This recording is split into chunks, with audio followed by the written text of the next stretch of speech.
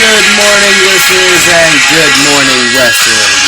It is August 8th, 2017, and you have found your way to Good Morning Wrestling. You're here with the Slew and Charles X.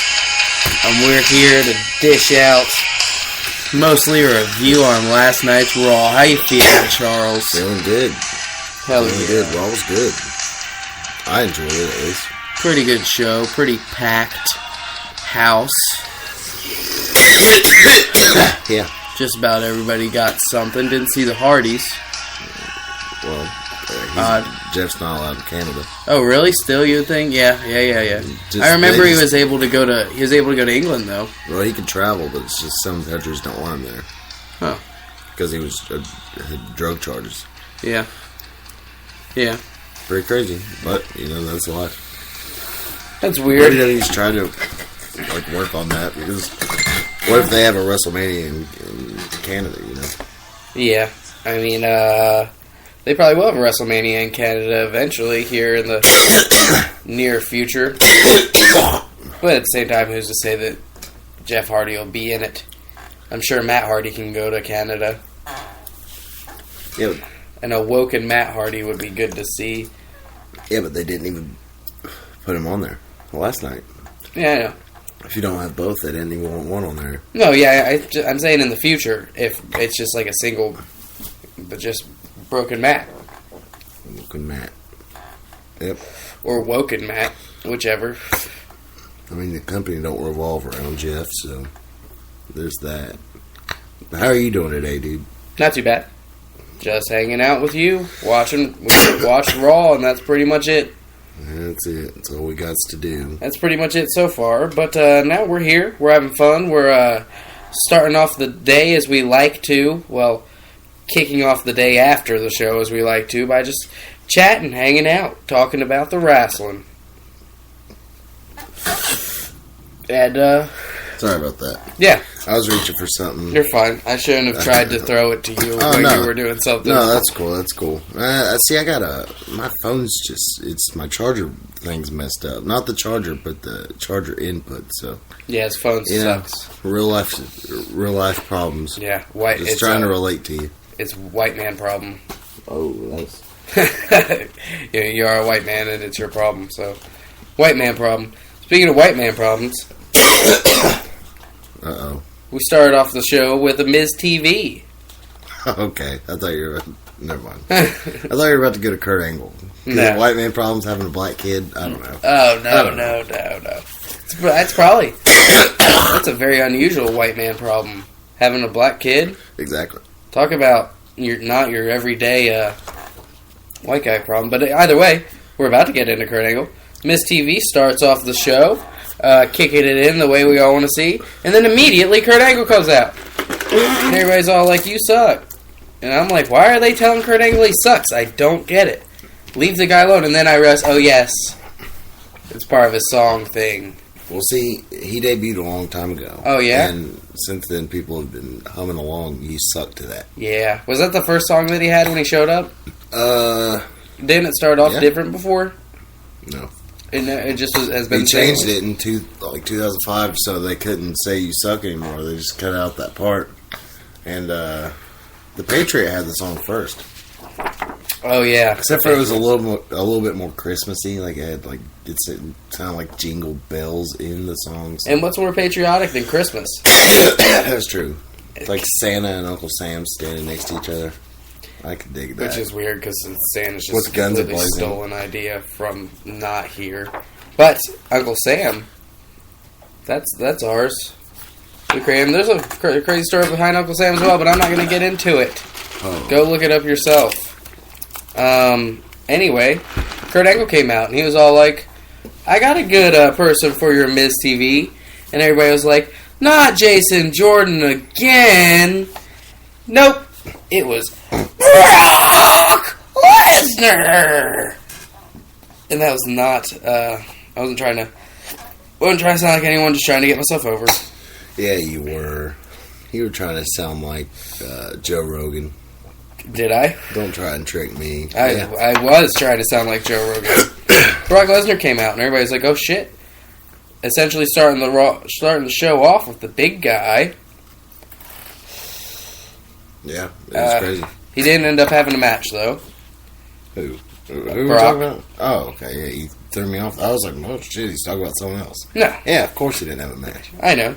I was just kind of, I mean, what do you think he is? The champion of Raw or something? Yeah. What do you think what do you think they're paying him?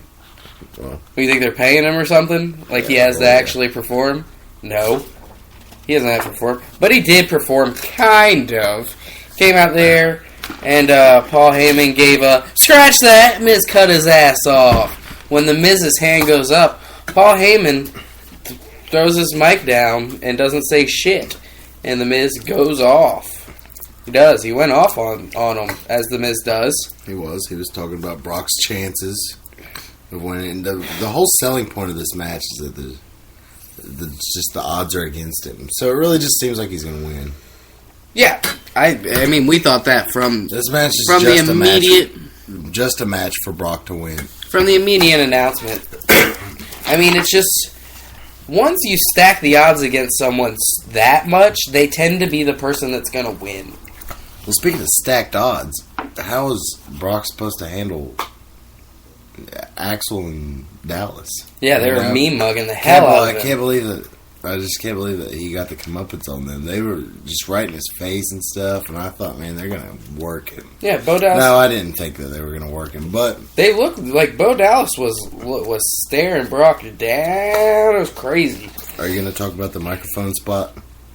Yeah, microphone spot. Yeah. Well, you can. Well, it doesn't. I didn't even write that down. I didn't write it down either. Paul Heyman all threw his mic after whenever he said that he named which one of the Miz Taraj and the Miz himself the counterpart of him or the counterpart of them and the Fatal 4-Way match at said SummerSlam. And then he went to attack him, but beforehand, Paul threw his mic in the air and Bo Dallas caught it, and that was pretty cool.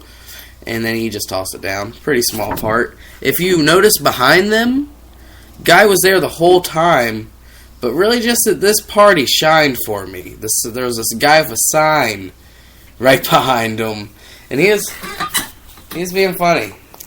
What a mark. What did his first sign say? Kill me. Miz white titles are for the women or some stupid sign. Trying to get himself a white belt. White belts are for women. Yeah, that's hilarious. I understand. Like, yeah, I like the white belt as well. That's the Intercontinental belt I would want if I had one. But I think that's hilarious. Yeah, like that's just funny as shit. But then he turned around and had the FTW just to fuck the world on the back of it, and I was like, well, that's lame to me. Yeah. And then he had another one that was a trash can, which was also kind of funny, but not as that Miz thing. I just thought it was a really funny joke. I don't know, got over me. But anyway, he is back there. Then Brock destroyed these guys. Destroyed them, just like you thought he would, you know? It looked like damn Jason Jordan in there. And I just say that because they're suplex machines. I'm going to say this, and it's not like a big deal. But people watching wrestling could see that guy's sign and be like, "What a fucking hick! This is just low there, down low with NASCAR." Because I mean, that's a sign of the past. Yeah, but the past is great. Now, see, I'm thinking too far into it. You could say that I'm thinking too far into it, but not a very progressive sign. I feel like you're. All of us are. It's kind of like it's like being raised under like a religion. You just grow to just believe in that religion because you were literally raised within a religion. We are in a time of wrestling where it's like we're raised in a religion. Like you, even though we all reminisce about the good times back whenever they could say whatever they wanted, and the crowd was rowdy and very into it, and signs were everywhere. Whenever something like that happens nowadays, our first thought is always, that's not PG, that shouldn't be there. That kind of thing, you know what I mean? Or like, that's trashy, that shouldn't be there. And it's all of us. It's weird. It's like they've hypnotized us. It's not that they've hypnotized us, it's that we've grown with the business. That's yeah, but I don't like it, because I find myself thinking the same thoughts that you think, and then I'm like, I shouldn't think that way. Now, that being said, all that I've said, I did say that... I see your it's point. Not progressive. It's not. No, hear me out. I did say that, but Who gives a fuck? You know? Yeah, I mean... People shouldn't get butt hurt. I just raise points. I'm just a No, yeah, I'm with you. So, I mean, I don't give a fuck. Put whatever sign you want. Mm-hmm. They shouldn't take away anyone's sign that says Festus, then bring a sign that says Festus. Yeah, you've done it. You've done it. No, that was Dave. Was it Dave? That was Dave. That was funny. Because I remember he put Festu and then couldn't fit the S, and it was at the bottom. Like, taking people's signs away and stuff. Like, I see that as along the lines of, like, TNA giving out signs.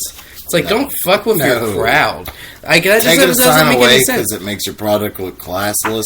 That's one thing. Fucking it has nothing to do with the product. That's that single person. Yes, it does. Because if you're on the hard camera and that's popping up, that's on your product.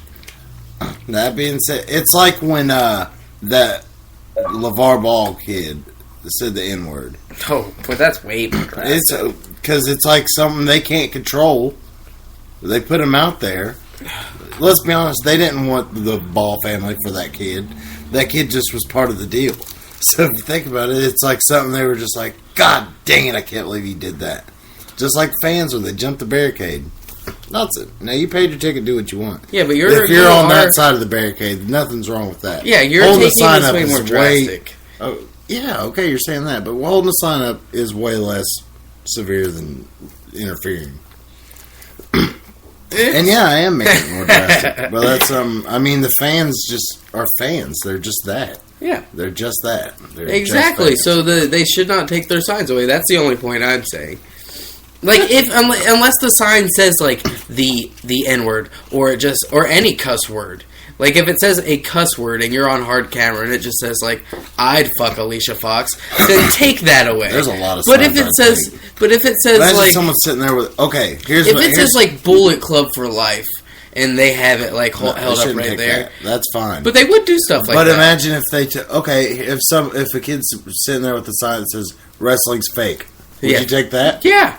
Hell yeah. That's along the lines of what I'm saying. That's what I'm saying. That's tampering with the show. Yeah. But at the same time, it's just so hard to argue because it's like I do see, definitely see the point 100%. They shouldn't have that. No, but then I'm like, I'm talking about like it's a just completely so weird. different scenario than what happened tonight. That guy's sign was nowhere near as bad as. No, his sign was great. Other than the fuck the world stuff, the fuck the world thing just was lame. Well, and Taz used to say FTW when he was there. Is that the part you're saying is trashy or the Miz part? Well, if anything was trashy, it was the trash can. Oh yeah. But. I'm not even saying it's really trashy. I'm just saying, if a little girl saw that, or if just any girl who's not really a wrestling fan saw that, they'd be like, "Are for women? What does that mean?" Now, like I said before, people shouldn't get butt hurt. I thought you were talking about the FTW. I think that's just a hilarious joke that guy wrote. I think that's funny as shit.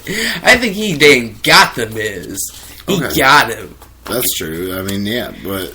Damn. I see your point, and I said censoring jokes. That's not the fuck the world thing is just profanity. That's literally the only reason that I'm like that's trashy. I don't care. But then that. People don't know it. WWE used to say, or still recently has used WTF moments. Oh yeah. You can say WTF and stuff. Yeah. That's not even bad. You can say F, or I've been named the whole F and show. Yeah. But we spent a lot of time on this fan in the dang. Well, not even really on him, just on the whole. God dang it, words with meanings to them is what I'm trying to find. Well, I had to get my point across. Yeah, not bad. Yeah, and I did, and I worked on it, and I did. Yeah, but that's all that happened in that part, and then we'll just move right on to the next part so that we can try and catch up a bit. Oh, one more thing about the Miz Taraj. That didn't really help the Jason Jordan feud, making them look weak, all three of them. Not even making Miz look smart. If anything, they should have made Miz look smart. If they're going to feud. And get out of there. Yes, I have that written down.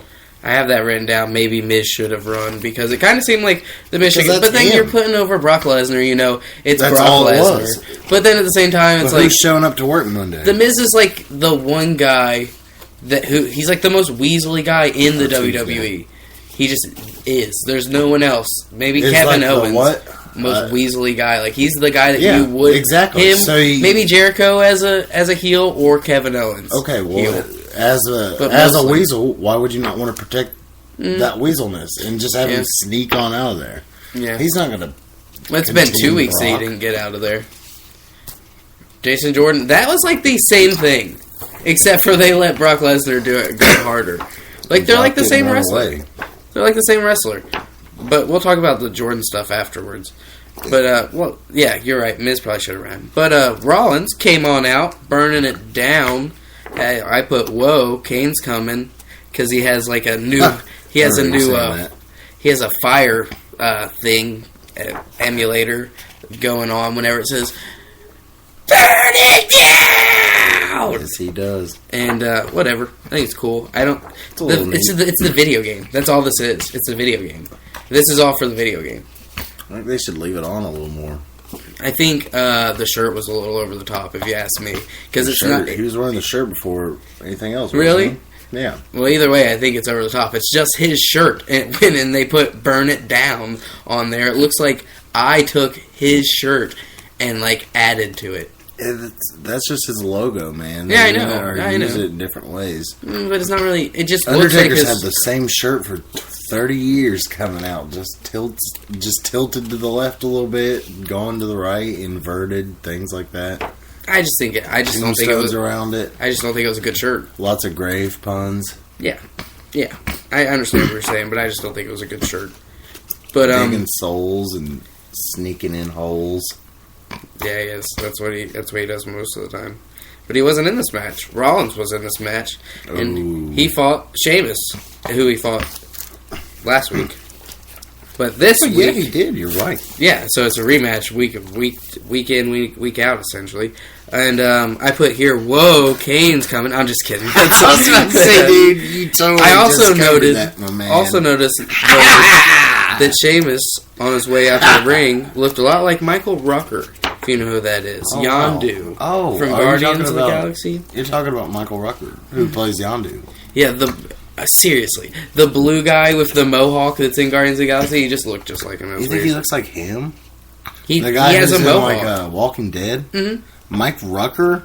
See, look, I shortened his name, and then you were like, "Oh yeah, he knows him for sure." I don't know the guy. I know of him. I think we had a brunch once together. Yeah, it was at Sandoval's. I just thought he looked like him minus the paint. Minus the paint. Well, that's half the battle. But if he had the paint on, you would have thought Sheamus looked like a guy from Braveheart. So there really was no winning there. So. I'll show you the pictures side by side later, but the match started. You did that really quick. I can't believe you're already holding it up right now. What? I'm just oh, okay, I get it. I was so confused. But just joking, guys. The match started, and I believe Seth Rollins just ran at him immediately and attacked him. And Seth started off very hot. That was a kind of a joke. I kind of stretched it out a little, but Seth started off hot, beating the shit out of Sheamus, and then they came back from break, and then Sheamus was just beating the shit out of Seth. So it's just back, kind of like a 50-50 match, honestly. And then at the end, Cesaro got he kind of caused a distraction. Sheamus went for it, didn't get it. Seth Rollins, out of nowhere, loses the match. How'd he lose? I don't remember what it was. It was a roll-up. Yeah, that's what it was. It was a roll-up. Because I was like, I don't remember Sheamus getting the finish there. In the match, Booker said, he said, "What have you done for me lately, Seth?" And that didn't really make sense because he said this was a must-win because what have you done for me lately, Seth? But he just beat Sheamus last week. And as a commentator, why would you say that it's a must-win when you know the guy's about to lose? And he just won last week. Booker T, obviously, as we could all tell, had a very off night. As we'll get to later on, I think we should talk about mostly later in the match where it was happening. He just, God, it was so weird. It really was really weird. Almost to the point where I was like, are they going into business for themselves? Yeah, that's one thing I'm looking forward to. Like I thought, we'll talk about it when we get there because that's what I'm saying. We gotta get to this. We're already 20 minutes in. That match is over. I mean, that was it. It was a roll up. Tell them what happened after. They attack, and no Dean Ambrose. Well, this is what actually happened, and the commentators made it seem like it wasn't like this because Seth's the damn face, and they do this all the time. Seth Rollins pulled a complete heel move, as we'll see him do again later, and he, after the match that he lost, ran and tried to hit a suicide dive on both of Sheamus and Cesaro that were outside of the ring, and then they freaking jumped him. So, and freaking Michael Cole's like, oh God, leave him alone. Yeah, but they just sneakily cost him the match. Slightly. So he was mad. Yes. Still, don't don't go looking for a 2-on-1 fight. You're not going to win. I just think that doesn't make Seth Rollins look like a badass if Michael Cole's like, don't hurt him. Like, you can be like, he tried to, he looks like the scrappy kid that's getting his ass beat. Don't hurt him, I know. That's horrible. I didn't hear like, essentially, I don't think he wasn't literally saying, don't hurt him. But he was saying, like, this isn't fair. These two guys are ganging up on him. And they were ganging up on him. But he was making it sound as though, like, they just did what they did in the second match that comes later. Which isn't what they did. But either way, they attacked him. Dean didn't come help him. Go to break, I believe, and then come back from break. And then they're in the back. Seth and Dean. Yeah. That's promo between the two. I bet happened before that, though, because we watched the Hulu cut, and I read in the order of the stuff. I think Jason Jordan's match. I think it was Jason Jordan's match, and then I think that promo happened. You see what I'm saying? Spacing-wise in wrestling. That's weird, because in my notes, I just put a little asterisk here, and then Jason Jordan versus Jobber left off Hulu, and I just don't know where it's at. But you put it in the right spot? But I put it, like, right after the promo, so I was really close. It might be that way, but I'm just assuming if I was building the show, I'd probably put a match and then bring it back up.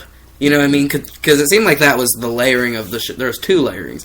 There's an A and a B plot. The main event and the the two matches. Which one are you wanting to talk about? The Jason Jordan match or Jason Jordan match, and then we'll go to the promo that they did. Okay. So the Jason Jordan match, he was Brock Lesnar for a little while.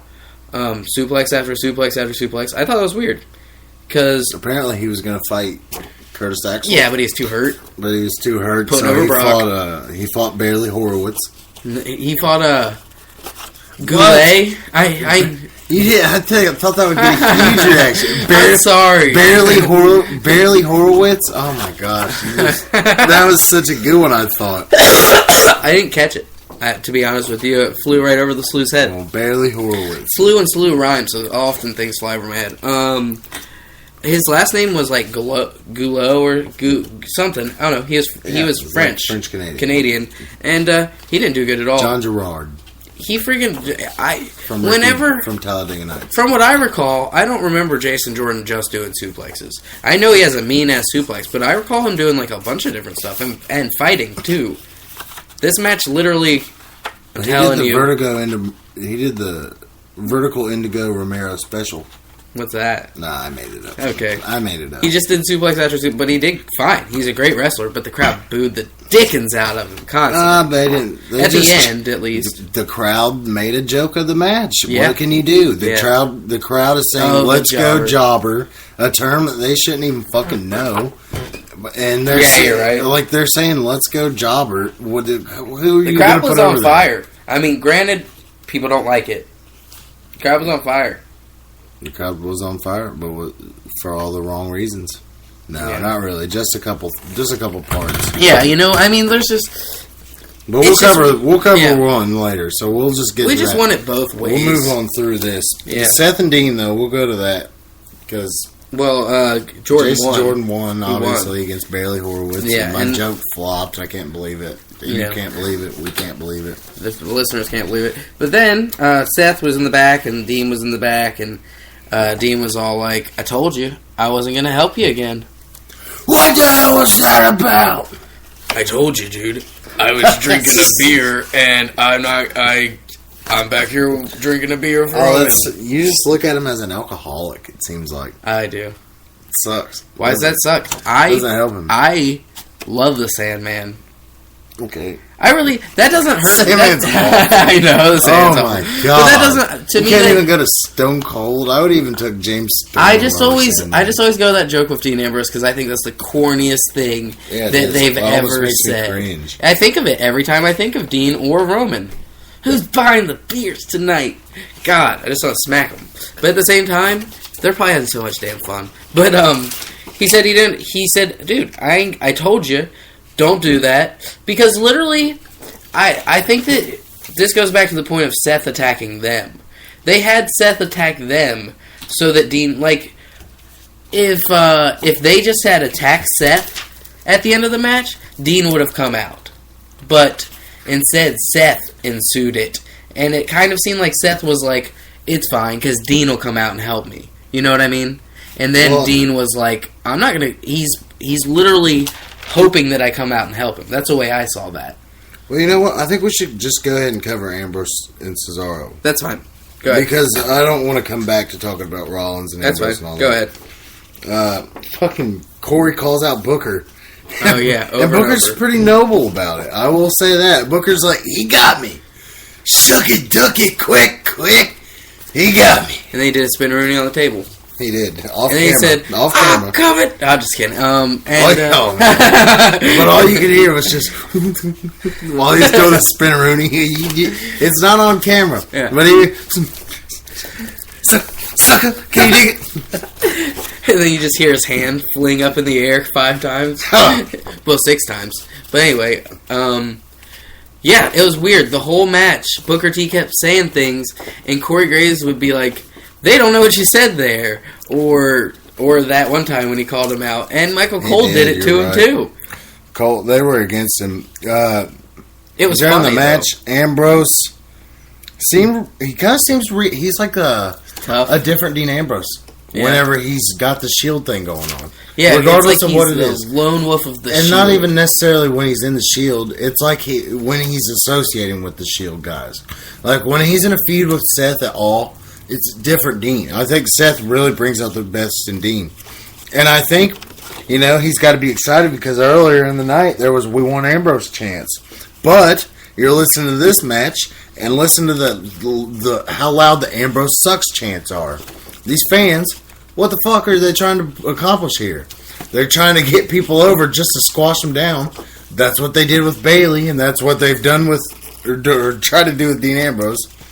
But crowd reaction, we'll talk about that because, man, that yes chant at the end before what we thought we were getting the knuckle bump. Oh my god, that was one of the loudest pops in recent memory. Man, that was loud. That was a loud Toronto crowd, and I respect the whole night. They were raucous. It was Ambrose nice did win with a roll up. I'm not trying to cut you off. You're I fine. just want to get the finish out there because we've dwelled. You're fine. Ambrose won with a roll up. As far as booking goes, you could have predicted that. The fist bump, though. Let's talk about that. Oh, I also wrote down Cole and Graves versus Booker. Man, they were just... it was great. I loved hearing it. It was entertaining. It was like a roast. It was like he would say something and they'd call him out. And it was like he knew, because he was working and publicly being listened to, what was he gonna do? Yeah. He couldn't just be like, fuck y'all. Like, he had to just be like, I didn't say that. Yeah, you're right. I did. It's like, you're being wishy-washy, Booker. But that's that. Yeah, they didn't knuckle bump. Seth walked off. Man, knuckle bump. Crazy. It's so lame when you really think about it. Like How with it when it you is. like if I was telling this to someone that doesn't even know who the Shield are and doesn't really care about wrestling, I was just like, yeah, it was the end of the night. Crowd was so damn loud. It was like Dean held out his knuckle, and then Seth damn left him hanging, and then they just say like, okay. But how crazy as far as perspective? Because you got to think. I think it's last kind of night like for the first time, really, other than that hug. That's why they did it. They were cool. Like Dean went for it, and then it didn't happen. Seth fucking moved it away. What do you think will be the reason Seth moved away? I think that they need to think of a good reason, because I think that was stupid. It's so wishy-washy. I just think they're like trying Booker to T. hold off that moment for SummerSlam. It sucks. I just could care less about that moment because it's just Dean and Seth. It's not the same. I mean, they don't even... I don't care about that. Just the fact that literally they could not even have brought up the fist bump thing, and Dean could just be like, yeah, I'm down, and then they could just be the Shield, to a little Shield team together, and I wouldn't even have thought of the fist bump. Well, such a not important thing to me. But I understand what it signifies. But, it is weird. I don't know what they're going to pull with that. They could say that Seth's just mad that, or not, I don't know, second guessing for something, I don't know. Well, enough about Seth and Dean. Let's move on to Bayley's promo, where she talks about how she has a separated shoulder and that she is not going to be participating in SummerSlam in the Women's Championship match. Yep. Are you sad? Not necessarily. I mean, I'm sad for her. I'm not sad that I'm not going to see that match, if that makes sense. Well, yeah, I don't want anyone to be injured, but I still don't know if I'm completely convinced that she's injured. Well, not even just the fact that she's injured. Just you miss a pay-per-view, anything. You're missing time. That's what she does. Okay, it could be a work, though. Good point. We talked about Taz earlier. Yeah. FTW. Fuck the world. This trash. And this white belt. But this white trash belt. Yeah. But, yeah. Man, the fans, god damn. Booed they the shit on this. And she called him out. She did. I really think that in her mind it was reminiscent of, like, Michaels. Whenever. But even though he was a heel, I understand the difference there. Yeah. But, like, I'm just saying, like, it really, even though it was way more minor, it made me think of that. The crowd just actually, like, acknowledging that you're getting heavily booed by a Canadian crowd just seems so similar. It had nothing to do with it being Canadians. No, I know, but they were Canadian. Well, they did say and the Shawn Michaels thing was in Canada. That's my point with that. Corey Graves did a good job of putting that in your head, calling it Bizarro Land, because that's really what it's referred to as. The only reason that I'm making this link is because I'm talking about 2 times when they were both in Canada. Yeah, but Michaels has vendetta against Canada. Bayley has nothing against Canada. No, yeah, I understand. Michaels screwed Canada out of their one star they had. Yeah, I'm just saying these are the reasons why it made me think of that. He was on The Simpsons. Even the thought of, the comparison of this is completely irrelevant. I'm just saying that that's what it made me think of. Okay, well, but you wouldn't let me get my Simpsons joke out, so. Oh, I'm sorry. I'm going to just I know you were doing a joke. Simpsons joke. I was going to say he's the only Canadian ever on The Simpsons. And I don't know if that's true. Hank Azaria might be Canadian. Jinder Mahal is. You never know. You never know with my people.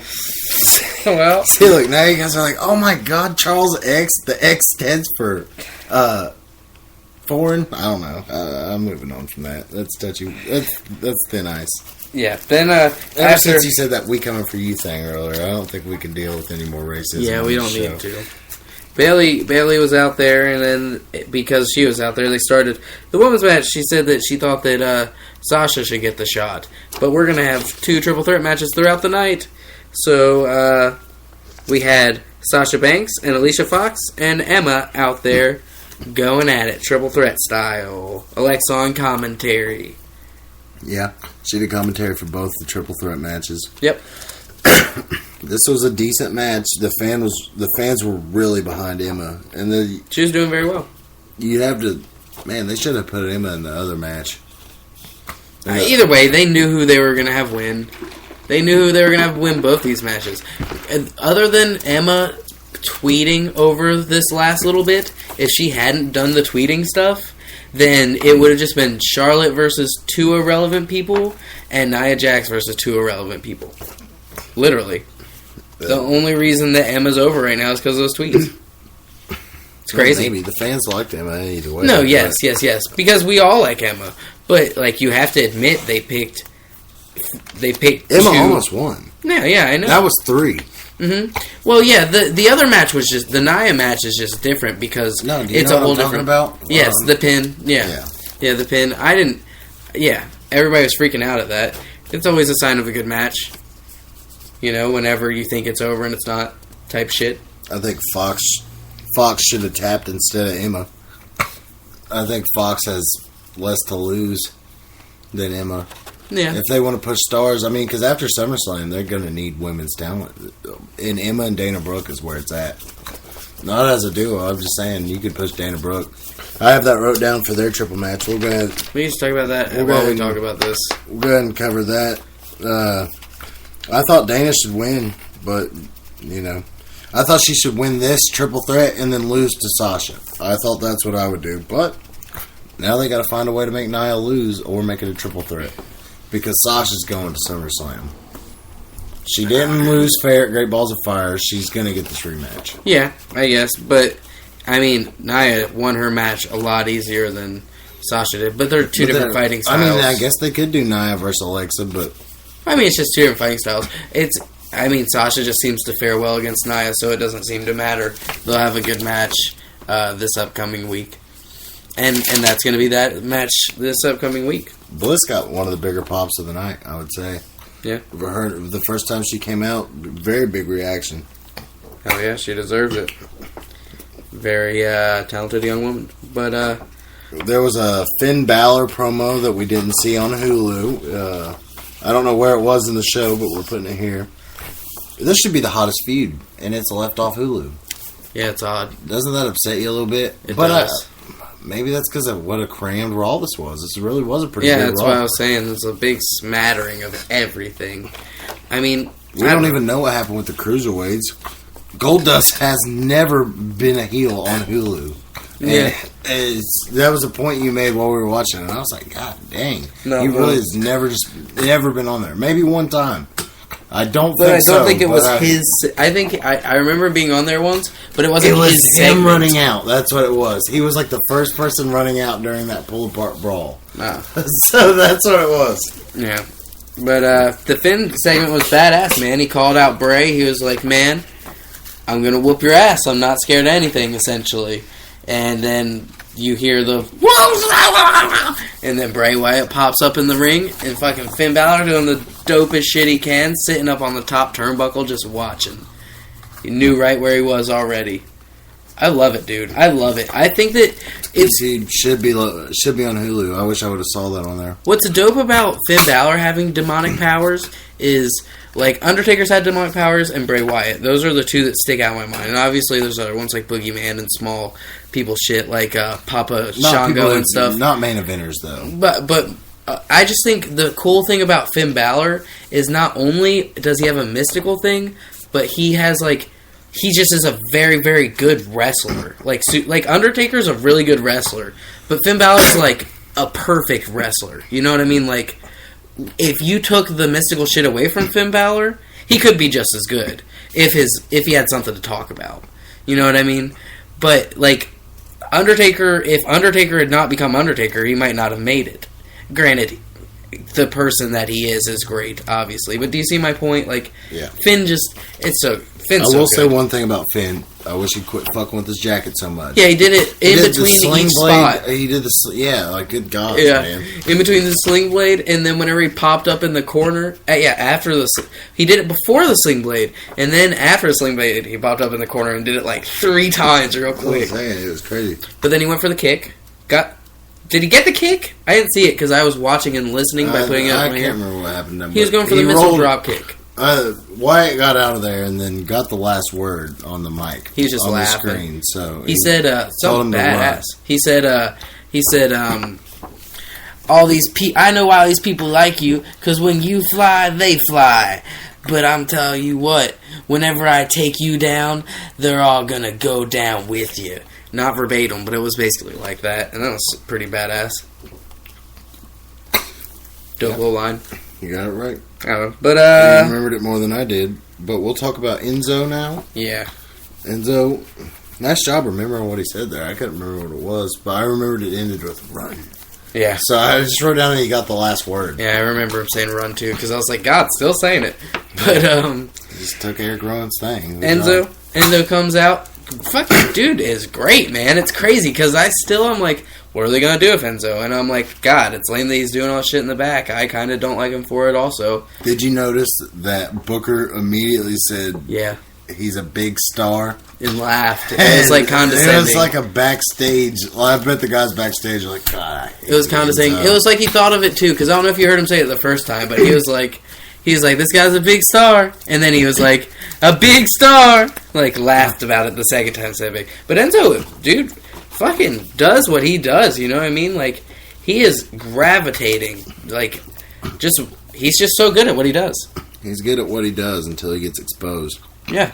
I mean, until he can't be the fucking, the guy getting worked over in a tag match anymore. If you knew nothing about wrestling other than watching it and you were just a pure fan, Mark, Okay. Enzo is just great. Great talker. You know what I He mean? is a Like, great talker. Can work a crowd. There's nothing because you wouldn't know about all this other shit. There would be nothing to make you stop like him. He's a complete babyface. You know, it's weird because he is just full of heat.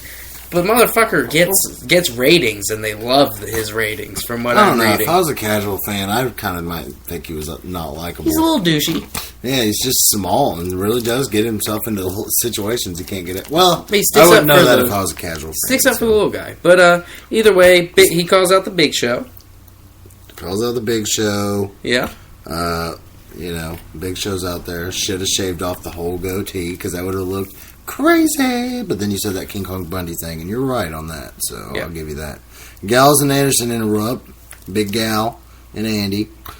And are absolutely hilarious. They are absolutely hilarious. Calling those nerds out. Nerds! He's Gallows. They work so well together. Gallows with the nope. Oh man, just little things like that I love. But World the Good Brothers versus Enzo and Show. It's hard not to say Cass. They announced that there's a bicep injury to Dawson, and sad. Everybody tears up a little. And fucking sucks. Right. I'm on team forever the Revival. Yeah, I was about to say forever the Revival. I'll tell you right now, I bet you anything. Everybody on the Elite, including Cody Rhodes, so I know just heard me say that because he can somehow hear when everybody talks about it. They all like the Revival. They're probably all pretty sad that they're hurt right now because now it's like, well, talking about somebody that's hurt and isn't on TV. But, I mean, that's how it started, but they were coming back at the time, you know what I mean? But, either way. I think Dash and Dawson just need to go to a bar, find themselves a couple of ladies, and convince those ladies to fuck the Revival. Oh my god, it's Cody. He's walking the door. I can't say his last name. Oh my god, it's Cody on the streets. But the Good Brothers got the win. Got the blunt. They got the blunt. They got the win. They got the win. They hit Anderson. Anderson rolled up Enzo in the end of it all. Well, he didn't roll him up. He got him with the easiest pin I've ever seen. I know he does a move to him before it. What did he hit him with? The boot of doom or whatever. The boot, yeah. We got to hurry and talk. Yeah, about I know that's what I'm saying. Event. So he just pinned him. Yeah, he just pinned him very simply, and that was it. That was the end of that. Typical Enzo tag match. Yeah. He got beat up and moved on. Yeah, Big Cass was out there. Big Show probably doesn't even want to be doing all this in his last year. They're all dancing around. They ran around afterwards. Big Cass attacked, and then he got knocked out. Yep. He's fighting Big Show at SummerSlam. Reigns versus Strowman in the main event. Enzo, the last man standing. Enzo hanging over he's gonna hang in a shark cage. But yeah, main event. Yeah, no one cares about that. Main event time. Main event. We got 2 minutes. God dang, we talked too much about the fucking Miz's white belt. Yeah. You damn white fan. You white fan. Anyway, Reigns versus Strowman. Reigns is booed heavily. Not unlike any other place though. But I mean, you gotta. This is a pay-per-view main event on television. Yeah, he got booed by name, but by wrestling, I mean, they were just popping. There was no point in the match where they were like, boo, you know? The whole match, everybody. You're right. Other than that one time when that guy was like, bring back the pyro! Yeah. I was like, he's an advocate. He really went to bat for it there. He was like, this is my time. It was crazy. The crowd chanting 10 will be the downfall of the last man standing match. If you keep that up, there's going to be no more last man standing matches. Yeah, I mean, I noticed it, but they were in Canada. They're in Canada. So, I mean, it's Ty Dillinger's homeland, correct? Yeah, but I'm going to get to some more of my points. Just go hard on this. Ending Taker's career seems to be Reigns' main accomplishment, which it should be. So they're using that a lot, and that's awesome. So much. Strowman looked a little blown up in this match, and for a little bit there, he looked gassed, and they just didn't do any moves. Strowman would be unstoppable if it weren't for ring posts. God, all you got to do is move out of the way.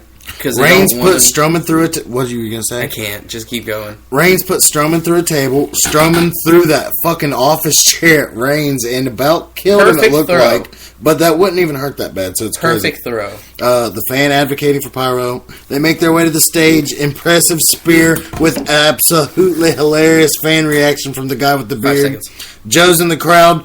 Good, and Joe chokes out Roman, and Strowman gets the win. 5 seconds.